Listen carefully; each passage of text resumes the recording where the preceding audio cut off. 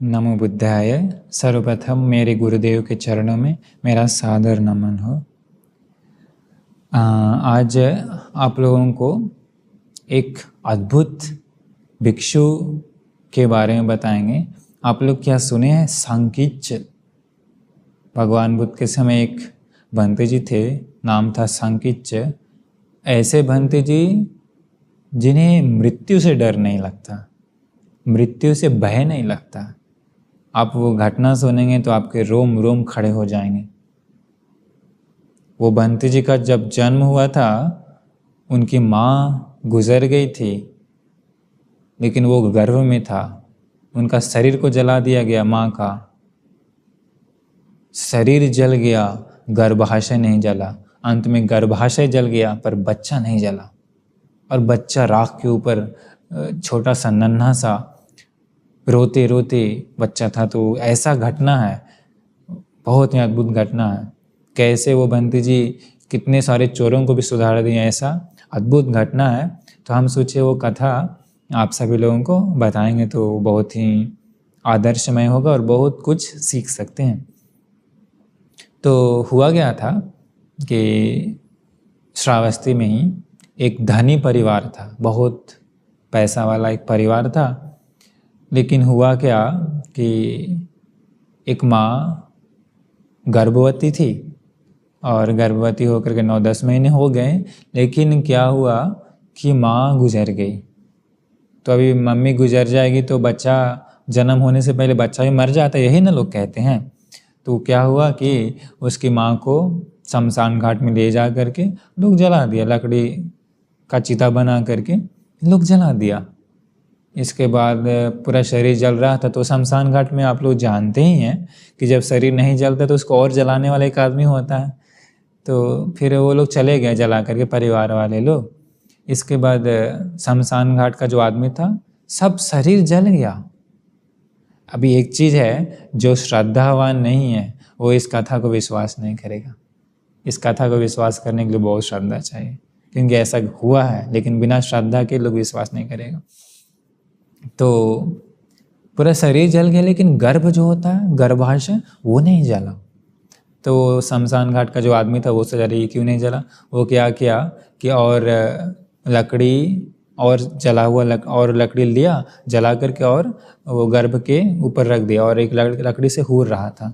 तो लकड़ी से हूर के जलाता है ना लोग, तो हूरते समय वो एक लकड़ी का कोना गर्भ आशय के अंदर चला गया, छेद हो करके। तो फिर वो भी बहुत सारा लकड़ी डाल करके वो आदमी भी चला गया। अगले दिन क्या हुआ, चिता को बुझाने के लिए परिवार वाले लोग आए, क्योंकि नॉर्मली उस समय चिता को बुझाने के लिए आते थे। तो अगले दिन सुबह सुबह जब परिवार वाले लोग आए तो एक अद्भुत दृश्य, उन लोगों को विश्वास नहीं हो रहा था, ऐसा एक दृश्य दिख रहा था।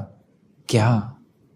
उसी राख के ढेर पर एक नन्हा सा बालक, एक स्वर्णमय बालक, एक सुनहरा रंग का बालक, एक सुंदर सा नन्हा सा मुन्ना सा प्यारा सा बालक रो रहा है, बच्चा राख पर।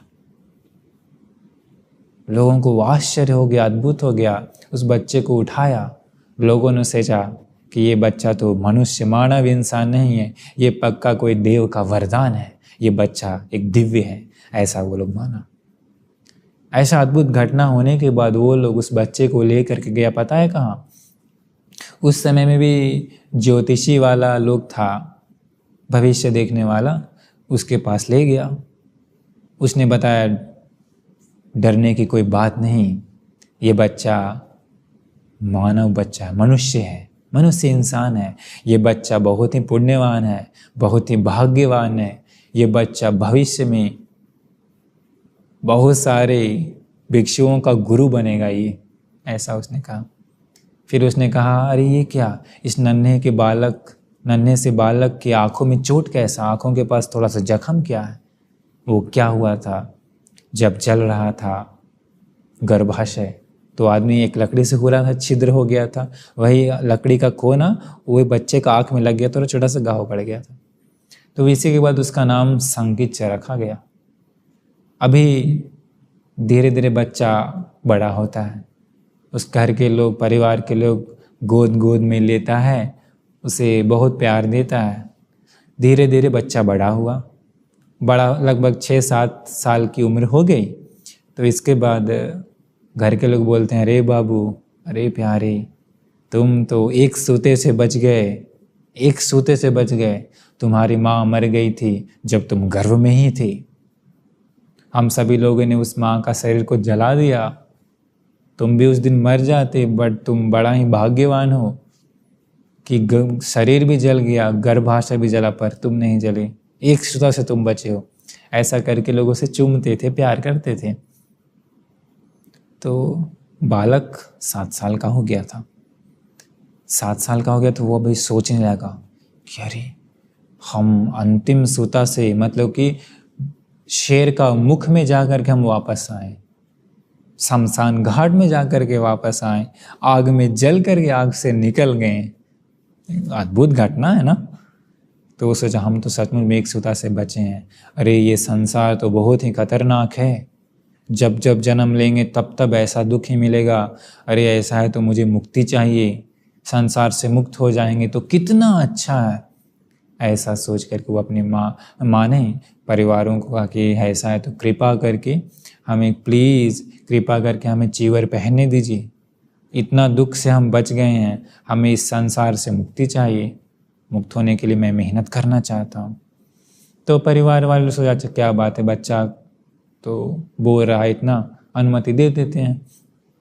तो परिवार वाले लोग जो थे ना, वो अरहंत सारिपुत्र भंते जी का दायक लोग थे।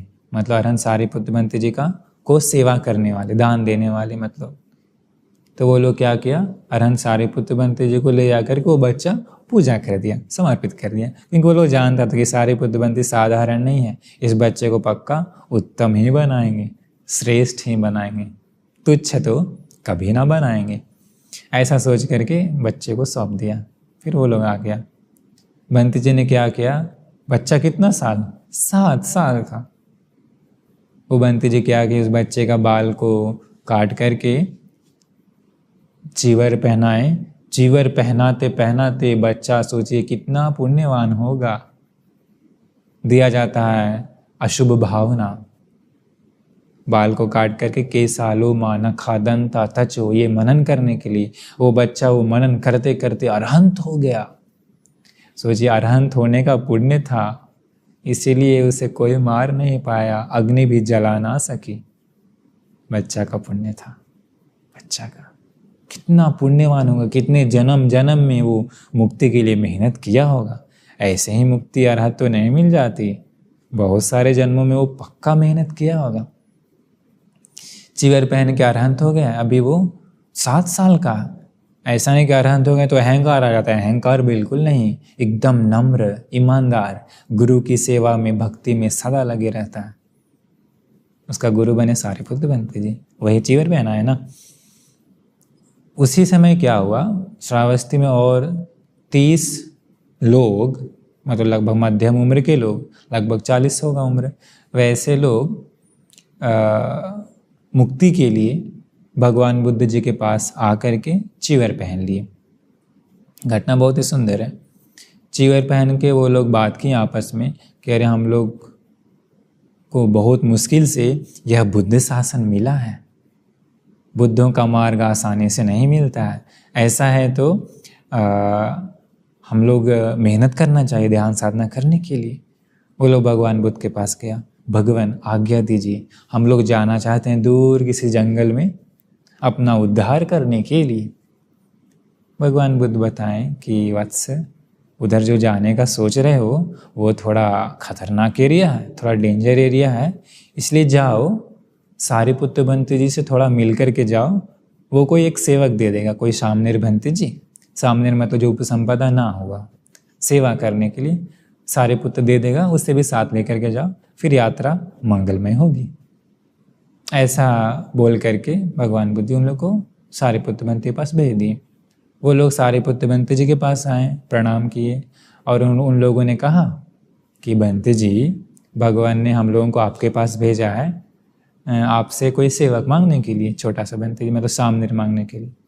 सारिपुत्र भंते जी कहे मेरे पास तो कोई सामनेर नहीं है, किंतु एक छोटा सा है, 7 साल का, संकिच्छ नाम है उसका। अगर आप लोग चाहें तो इसे ले जा सकते हैं। वो लोग एक दूसरे का चेहरा देखने लगा, अरे ये 7 साल का मतलब इतना छोटा सा बच्चा को लेकर के जाएंगे तो वो क्या हम लोगों की सेवा करेगा, हम लोगों को फिर उसे सेवा करना पड़ेगा, 7 साल का बच्चा को खिलाना पिलाना पड़ेगा। सारिपुत्र ने बताया, नहीं तुम लोगों से भूल हो रही है, सांप छोटा है, ऐसा सांप को कभी छोटा मत समझना चाहिए, सांप को कभी छोटा नहीं।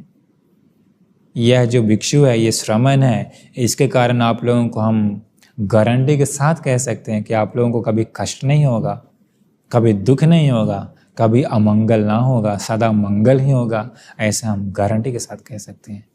और उसमें भी भगवान बुद्ध जी ने आप लोगों को हमारे पास भेजा इसी के लिए, इसी को साथ लेकर के जाने के लिए, इसलिए आप लोग इसे साथ लेकर जाइए। तो वो बंटी लोग क्या करे, अब लेके चलते हैं, इस छोटे से मुन्ने सब हम लोग सेवा करना पड़ेगा इसको, ऐसा सोच करके 7 साल के वो संकीच बंते जी को लेकर के गए दूर जंगल में, गए दूर की गाँव में, बहुत दूर। तो गाँव था, वो गाँव के लोग श्रद्धावान थे, भगवान बुद्ध के शिष्य लोग थे, 1000 फैमिली थी उस गांव में।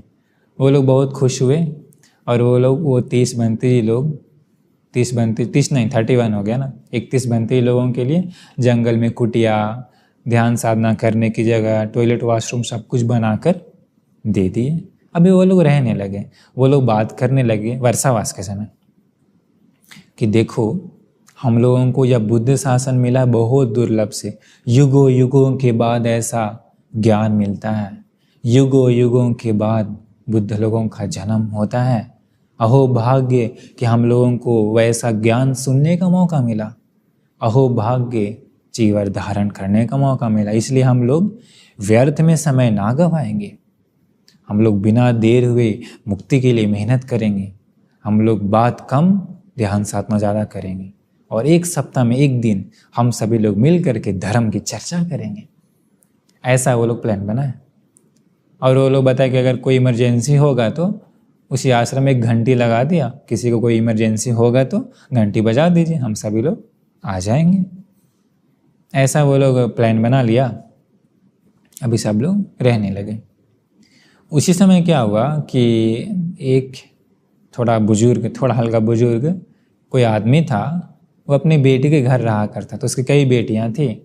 तो बेटियां लोग क्या हुआ, उसको भगा दिया, जाओ अब इतना दिन हमारा घर, मेरा कहीं दूसरे जगह जाओ। तो दूसरे घर की बेटी में गए, दूसरे बेटी घर गया, वहाँ से उसको वो भी भगा दिया। तो ऐसा वो सोचा अब कहाँ जाएं, तो तीसरी बेटी के घर जा रहा था कि रास्ते में ये भिक्षु लोगों को देखा। भिक्षु लोग पूछे कि अरे भाई क्या है, तुम बड़े दुखी लग रहे हो। वो कहता है कि हमें खाने के लिए खाना नहीं है, रहने के लिए जगह नहीं है, तो इसलिए हम भटक रहे हैं। तो बंती लोग बोले कोई बात नहीं, ऐसा तो हम लोग तुम्हें कुछ खाना दे देंगे। तो वो 30 बंती लोग जो थे सब लोग अपना पात्र से, बर्तन से थोड़ा सा एक एक निवाला दे दिए, तो उसको इनफ हो गया। वो खा के सोचा कि अरे बंती लोग को हम लोग दे ही देते, हम लोगों को मिल ही जाता यहाँ रहने से आश्रम में, ऐसा तो यहाँ बंती लोगों को सेवा करते हुए, झाड़ू उड़ू लगाते हुए रह जाएंगे। ऐसा वो रहने लगा। इस प्रकार खाना खाता था भिक्षुओं का संघ का। लगभग 1-2 महीना गुजर गया। वो सोचा, उसको याद आने लगा बेटी की याद आने लगी। वो सोचा अरे काफ़ी दिन से बेटी के पास नहीं गए, वहाँ जाना चाहिए। अब ये भिक्षु लोग हमें भगाएगा नहीं, पूछेंगे तो अनुमति देगा नहीं, क्योंकि हम सेवा करते हैं, इसलिए बिना बताए जाना चाहिए। देखिए कितना कृतज्ञ लोग वैसा नहीं करता। कृतज्ञ लोग कभी भी चोरी काम नहीं करता, बिना बताए नहीं करता। लेकिन वो क्या कि चोरी चला गया। कहाँ? बेटी से मिलने के लिए। जाते समय क्या हुआ, उसी जंगल में कुछ चोर लोग थे। वो चोर लोग जंगल में किसी एक वृक्ष के पास मन्नत मांगते हैं कि अगर हमारा चोरी सफल हो गया तो वृक्ष को नर का बलि देंगे, मनुष्य का बलि देंगे। ऐसा वो लोग मन्नत मांग करके चोरी किया, सक्सेस हो गया। अभी लोग इंतज़ार कर रहा था कि अब मन्नत मांगे तो मन्नत को पूरा तो करना पड़ेगा। बलि के लिए मनुष्य को खोज रहा था, रास्ता में वो जा रहा था, पकड़ लिया सारे चोर लोग उस इंसान को। कहाँ जाओगे, चलो, बांध करके ले गया बलि देने के लिए। पूरा रो रहा है, टॉयलेट हो गया 1 नंबर 2 नंबर सब। बोला अरे मुझे मत मारो, मुझे बलि दोगे तो तुम्हारा देवता प्रसन्न कभी ना होगा, हम पापी हैं, हम अभागा हैं। अरे हम तो, मेरा पेट भी यह जो है दूसरों का खाना से हुआ है, हम अभागा इंसान है, हमें मारोगे तो कोई देवता खुश नहीं होगा तुम लोगों का। तो वो कहता है चोर का लीडर कि ठीक है, ऐसा तो तुम क्या पुण्यवान व्यक्ति को खोज के दोगे? हाँ हाँ हम जानते हैं, हम वैसे महापुण्यवान भाग्यवानों के पास से रह कर के आ रहे हैं। वो लोग पूछा कि वो लोग कहाँ हैं? तो बताया कि आप लोग जंगल के इस रास्ते से इधर जाइए, नदी मिलेगी उसको क्रॉस करिए, फिर और दूर जाएंगे तो बहुत सारा कुटिया मिलेगा, रूम्स। एक बरगद का पेड़ होगा, उसमें घंटी लटक रही होगी, जाकर घंटी बजा दीजिए, बहुत सारे लोग आएंगे। सब पुण्यवान लोग, शीलवान हैं, सब सदाचारी हैं, ध्यान करने वाले हैं। आप जाके को पकड़ लीजिए, अपना बलि दीजिए। वो लोग खुश हुआ, गया, घंटी बजा दिया। घंटी बजी तो भिक्षु लोग आए। भिक्षु लोग आके पूछे अरे वत्स, क्यों तुमने घंटी बजाया? वो लोग बोला कि हम लोग को एक व्यक्ति चाहिए बलि के लिए, मानव की बलि देना है।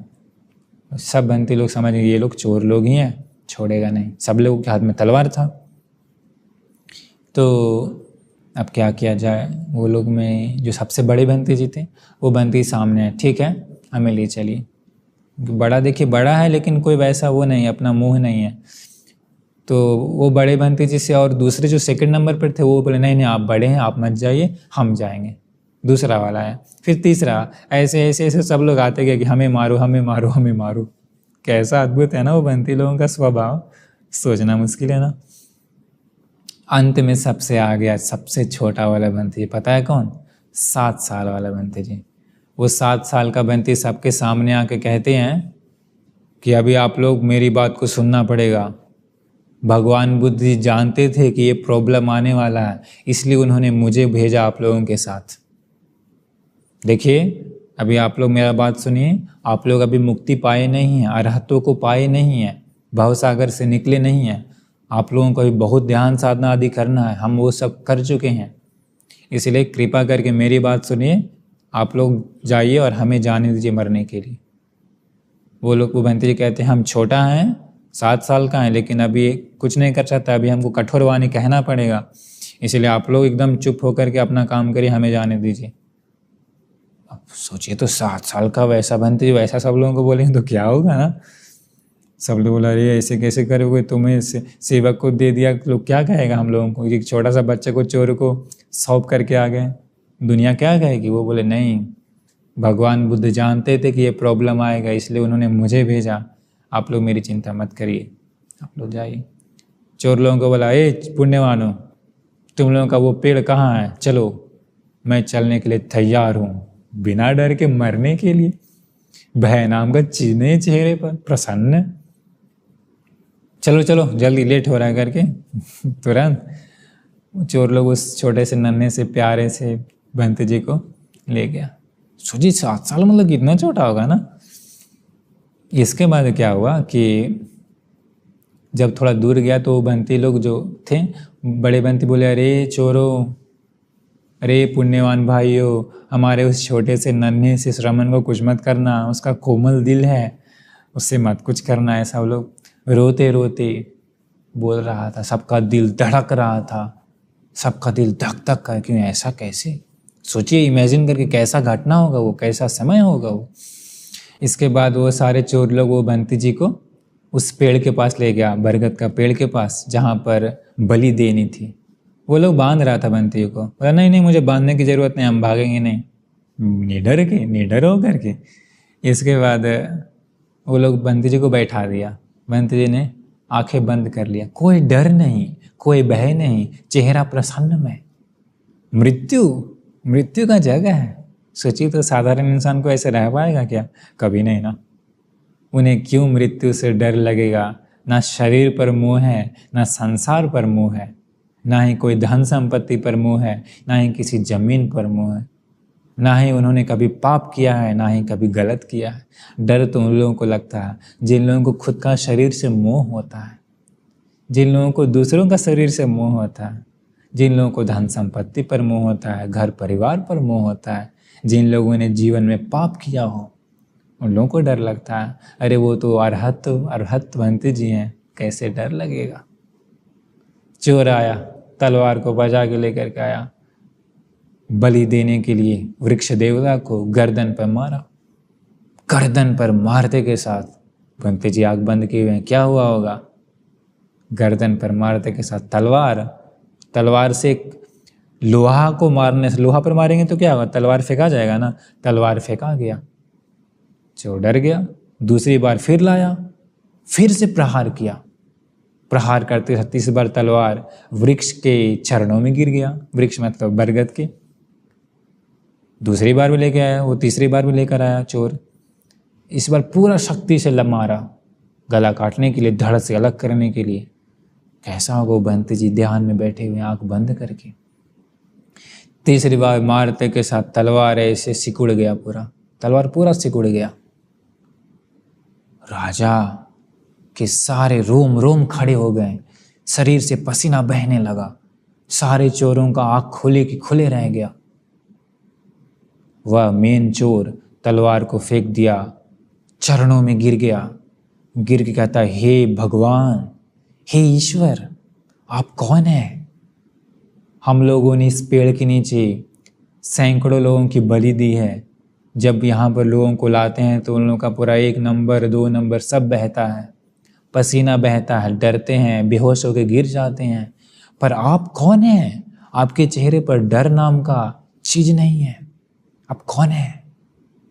वो लोग सोचा ये तो साक्षात भगवान आ गए। चोरों ने सोचा था। वो बंती जी कहते हैं कि डरना मेरे जीवन का स्वभाव नहीं है। मैं डर भय से परे जा चुका हूँ। डर भय आदि सब चीज उत्पन्न होता है मन में लोभ क्रोध मोह आदि गंदगी के होने से। वो सारे गंदगी मैं नष्ट कर चुका हूँ। मैं भवसागर से पार जा चुका हूँ। मैं किस बात से डरूं? इस शरीर से। मैं जानता हूं कि ये शरीर नश्वर है। मैं किस बात के लिए डरूं? मुझे किसी चीज पर ममत्व मोह नहीं है। ये बातें सुनने के साथ वो सारे चोर का मेन लीडर और सब ध्यान से कान लगा के सुन रहा था। वो लोग बोलता है कि अरे हे महान पुरुष, आप इतना छोटी उम्र में इतनी बड़ी बड़ी बातें कैसे कर रहे हैं? किसने आपको ये सब सिखाया? आपको किसने इतना महान बना दिया? वो कहते हैं छोटे से बंते जी, श्रावस्ती में हैं तीनों लोकों के गुरु, मुक्तिदाता, भवसागर से पार चलाने वाले, सभी गंदगी को नष्ट करने का दवा देने वाले तथागत भगवान बुद्ध जी श्रावस्ती में विराजमान है। उनके कारण ही मैं ऐसा बना हूँ। वही मेरे शास्ता भगवान है। वो लोग कहते हैं कि ऐसा है तो कृपा करके आप हमें भी वो मार्ग दीजिए। हम लोगों के पास इतना तलवार है, सब कुछ है, परंतु हम लोग हमेशा चोरी भी करते हैं तो डरते डरते अंदर भय हमेशा बना रहता है। हम सभी चाहते हैं आपके जैसा बनना, भय मुक्त इंसान। हमें भी आप अपना शिष्य बनाइए। वो बंते जी उन सारे चोरों को भिक्षु बना दिए। कहते चलिए ऐसा है तो भगवान बुद्ध के पास चलते हैं। इसके बाद वो सभी बंती लोग बंती जी बन गए। फिर ये छोटे बंती कहते हैं कि थोड़ा सा हम लोग पहले वो बंती जी के पास जाना चाहिए। जो लोग 30 लोग थे जंगल में छोड़ कर आए, वो बंती जी कहते वो लोग रो रहे होंगे कि वो लोग सोच रहे हो कि मेरा तो अभी जीवन खत्म, वो लोग को ध्यान साधना नहीं हो रहा, इसलिए पहले वहाँ चलते हैं। इसके बाद सारे बंती लोग 500 चोर 500 और एक छोटे से नन्हे से बंती जी आगे आगे चल रहे हैं। कितना सुंदर दृश्य होगा ना, जरा इमेजिन कीजिए। वो बंती लोग के पास जाने के बाद वो लोग बोलते हैं अरे तुम बच गए, चोरों ने नहीं मारा। वो छोटे बंती जी कहते कि बंती जो होना था सो हो गया, अच्छे के लिए होना था। आप लोग ध्यान साधना करिए। अभी ये सब लोग मुक्ति के मार्ग पर चलने के लिए तैयार हैं।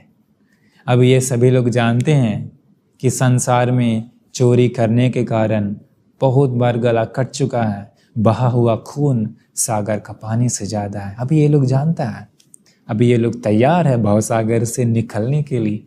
कितना सुंदर घटना होगा ना, जरा सोचिए। इसके बाद वो बंती लोग कहें ठीक है आप लोग जाइए, हम लोग वर्षावास के बाद आएंगे। अभी ये बंत छोटे से बंती जी 500 भिक्षुओं को, अभी 500 मतलब चोर लोग पूरा हट्टा कट्टा होगा ना, एकदम बॉडी बिल्डर भी होगा वैसा वैसा, सब एक छोटे से नन्हे से बंती जी का शिष्य बन गए। कितना सुंदर होगा। भगवान बुद्ध के पास गए। भगवान बुद्ध कहते हैं कि अरे संकिच, लगता है तुम्हें बहुत सारे शिष्य मिल गए हैं। तो वो छोटे संकिच बंती कहते हैं हाँ भगवान मिले तो हैं। इसके बाद भगवान बुद्ध जी अभी उन सारे चोरों को बताते हैं, चोर मतलब जो चोर थे पहले बंती जी बन गए, कहते हैं कि देखो अभी तुम लोग कितना चोरी किए, कितना कुछ किए, कितना समय तुम लोग जीवन बिता दी इसी मनुष्य जीवन में, कितना गलत करते हुए रहे, लेकिन वो सब बेकार है। क्योंकि जब तुम लोग चोरी कर रहे थे, गलत तरीके से जीवन बिता रहे हैं, तो वो सब बेकार है, व्यर्थ है। लेकिन अभी तुम लोग उत्तम जीवन में आ गए हो, श्रमण मुनि के जीवन में आ गए हो, अभी यह जीवन तुम लोगों के लिए श्रेष्ठ है।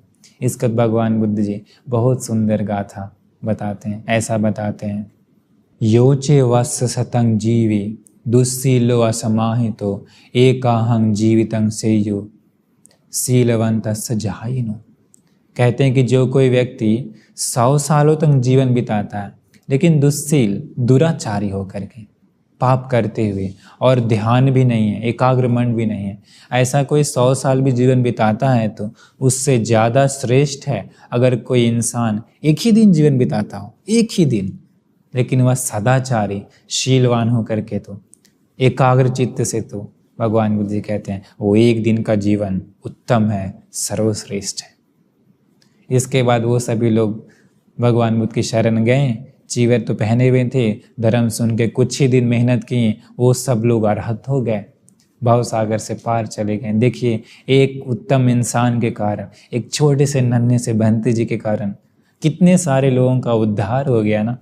वो कितना कहाँ कहाँ वो लोग चोरी करते करते भटक रहे थे, पर उन लोगों का भी कहीं ना कहीं पुण्य था उत्तम लोगों का संगति करने का।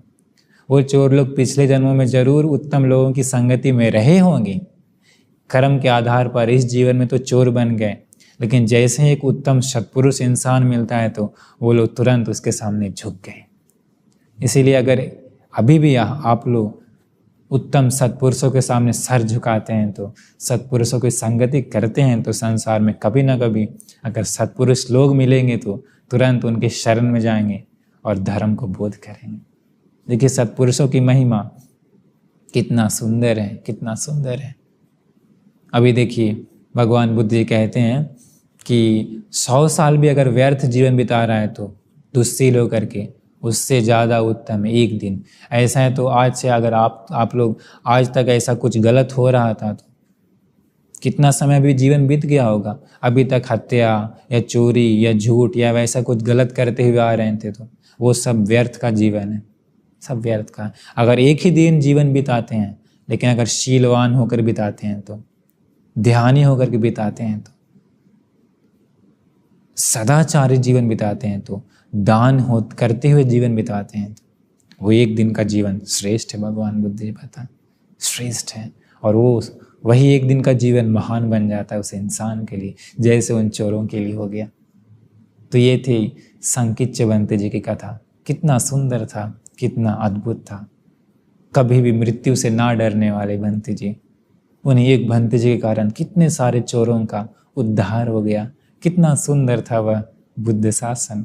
हम लोगों का भाग्य है कि कम से कम हम लोगों का भी वैसा घटना सुनने के लिए भी मिल जाता है। इसलिए हम सभी लोगों को भी वो बंती जी का गुणों को अपना करके, उन चोरों का भी गुण जो बाद में सत्पुरुषों के सामने सर झुकाएं, वैसा सर झुकाने की आदत अगर हम लोगों में भी है, तो संसार में कभी भी अगर सत्पुरुष मिलेंगे तो कभी भी गलत राह में नहीं जाएंगे, हमेशा सत्पुरुषों को ही संगति में जाएंगे। इसलिए हम आप सभी लोगों को सदा सदा मुक्ति तक, निर्वाण तक सदा सत्पुरुषों के साथ रहने का, सत्पुरुषों के सामने सर झुकाने का, सत्पुरुष धर्म को अपना करके, सत्पुरुष गुणों को अपना करके परम निब्बान को साक्षात करने का भाग्य मिल जाए। नमो बुद्धाय।